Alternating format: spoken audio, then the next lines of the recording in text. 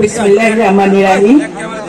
আজকে রাষ্ট্র কাঠামো মেরামতের কর্মশালায় উপস্থিত এমন একজন ব্যক্তিত্ব আছে যিনি সমৃদ্ধিশালী বাংলাদেশ গড়ার স্বপ্নদ্রষ্টা এবং বিএনপির ভারপ্রাপ্ত চেয়ারম্যান মহোদয় জনাব তারেক রহমান সহ সম্মানিত নেতৃবৃন্দ, আসসালামু আলাইকুম।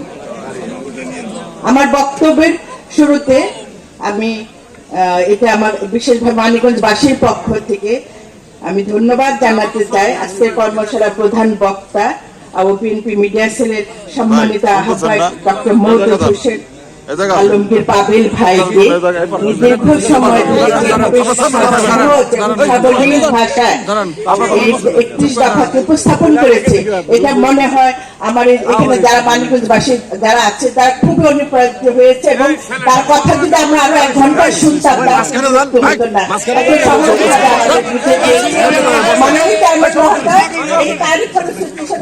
এখানে অনেকগুলি প্রশ্ন উত্তর এসেছে। প্রায় এখানে 50টার মতন শীত আমার কাছে আছে যারা অপেক্ষা ছিল আপনার প্রশ্ন করার জন্য।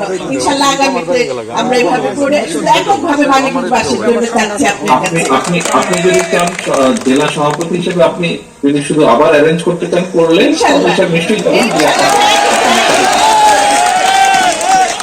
আমি এই ডিটেইলস আলোচনা যাব না, কারণ অলরেডি এখানে অনেক কথা হয়েছে, আমরা শুনেছি।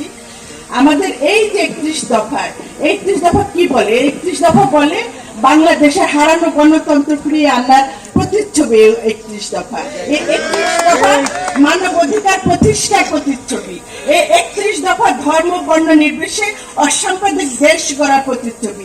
এই 31 দফা তরুণ প্রজন্মের সুন্দর ভবিষ্যৎ গড়ার প্রতিচ্ছবি। 31 দফা নারী ক্ষমতায়নের প্রতিচ্ছবি। তাহলে আমাদের কি দায়িত্ব? জনাব তারেক রহমান যে 31 দফা আমাদের তৈরি করে দিয়েছে, আমরা মানিকগঞ্জবাসীর মূল দায়িত্ব হলো, এখানে আমার সাধারণ সম্পাদক আছে, আমি এবং মানিকগঞ্জবাসী সকলের মূল দায়িত্ব হলো এই 31 দফাটাকে এখানে আবদ্ধ করে রাখা যাবে না।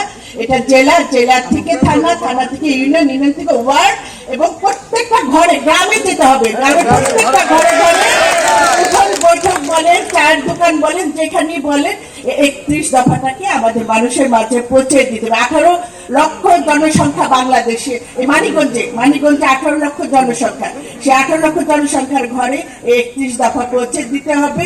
তাহলে দেখবেন 31 দফা যে উদ্দেশ্য করা হয়েছে, যে গণতন্ত্রকে ফিরে আনার জন্য করা হয়েছে, সেটা সফল হবে। যদি আমরা গণতান্ত্রিক সরকারি প্রতিষ্ঠা না করতে পারি, তাহলে বাকি যে দফাগুলি আছে কোনোটাই কার্যকরী ভূমিকা পালন করতে পারবে না। এই জন্য আমাদের মূল লক্ষ্য থাকবে 31 দফাকে বাস্তবায়ন করা। আর বিগত সময়ে মাননীয় চেয়ারম্যান মহোদয়, আপনার বিগত সময় ফ্যাসিস্ট সরকারের আন্দোলনে আপনারা দেখেছেন, আমি আমার সাধারণ সম্পাদক এবং আমার সমগ্র মানিকগঞ্জবাসী নেতা কর্মী যেভাবে আন্দোলন করে এই ফ্যাসিস্ট সরকারের বিরুদ্ধে আমরা কাজ করেছি। কতটুকু সফল হতে পারেছি না জানি না, কিন্তু আমাদের মধ্যে কোনো ফাঁকি ছিল না। আমরা যে কাজটা একদম মনের হিসাবে কাজ করেছি, মন দিয়ে কাজ করেছি। আমরা এই 31 দফাটাকে প্রত্যেকটা ঘরে ঘরে পৌঁছে দিব এবং সেখানে যেভাবে হোক সেটাকে সাকসেসফুল করা হবে।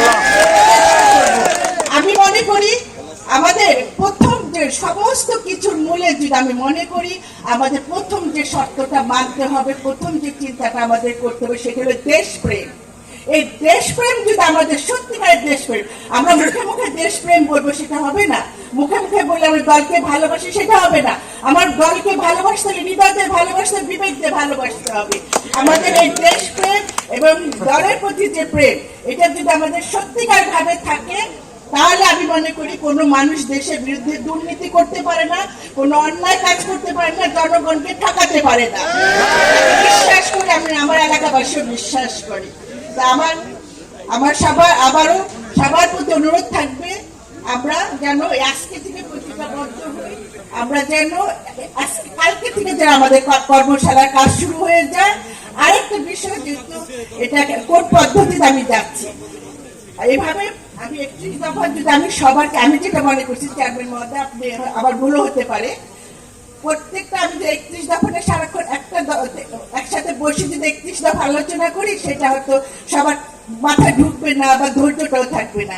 আমি আর চিন্তা করেছি বিভিন্ন শ্রেণী বিন্যাসের কাছে আমরা আমাদের সংগঠন আছে, মূল দল আছে, অঙ্গ সংগঠন আছে, পেশাজীবী সংগঠন আছে। আমি কিন্তু কয়েকটা দফাকে তাদের ভাগ করে দিয়েছি যে তোমরা যেমন কৃষক দল আছে, সে কৃষকের কথা যে বলবে, যে ছাত্র দল আছে সে ছাত্রদের কাছে যে কথা বলবে যে আমরা এই দল কি চাচ্ছি, যুব দল আছে সে যুব উন্নয়নের কথা বলবে, তার কর্মসংস্থানের ভবিষ্যৎ কর্মসংস্থানের কথা বলবে, যারা আইনজীবী আছে তারা কি বলবে, তারা আইনের শাসনের কথা, এখানে আইনের সুশাসন প্রতিষ্ঠার কথা বলবে। আর বিজনেসম্যান যারা আছে, কারণ পেশাজীবী সংগঠনটা অনেক গুরুত্বপূর্ণ ভূমিকা রাখতে পারে আমি মনে করি।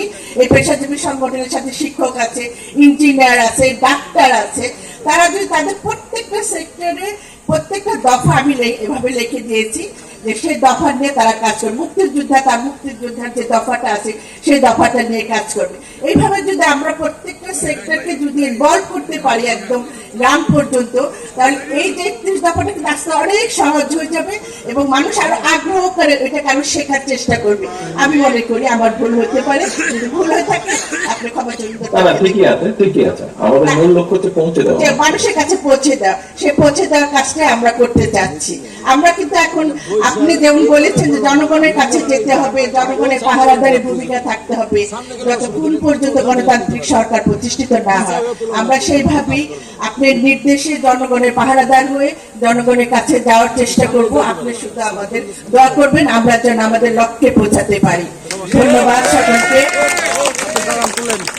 আবারও এই অনুষ্ঠানে যারা আয়োজন করেছে অনেকের নাম আমি বলতে পারিনি সময়ের কারণে। এখানে রানু আছে, বিথিকা আছে, আমার বাবুল ভাই আছে, বাবিল ভাই, টুকু সবাই আছে। সবাই এই সুন্দর অনুষ্ঠান আয়োজন করার জন্য, মানিকগঞ্জকে সিলেক্ট করার জন্য আমি আবারও আমার মানিকগঞ্জবাসীর পক্ষ থেকে ধন্যবাদ এবং কৃতজ্ঞতা জানাচ্ছি।